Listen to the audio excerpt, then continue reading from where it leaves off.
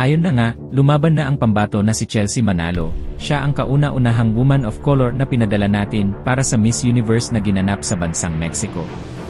Maugong agad ang balita na isa ang ating kandidata sa mga pinakaabangang mga dilag para sa pinakamagandang babae sa balat ng universe. Sa kalagitnaan ng top 30 na tawag si Chelsea. Ang edisyon na ito ay makasaysayan din para sa Asia dahil sa dami ng nakapasok: Miss Vietnam, Miss China, Miss Japan, Miss Thailand, Pilipinas, Malaysia. Unang pagkakataon din ito ng Macau at Egypt na makapasok sa finals. Pasok din si Miss Cambodia. Sadly, ang tatlo pang Pinay na sina Miss New Zealand, Miss Great Britain at Miss UA ay hindi pinalad na makapasok sa finals. Mula top 30, tinawag ang top 12. Sa kasamaang palad, hindi siya nakapasok sa top 12. At doon na nagtapos ang kanyang Miss Universe journey.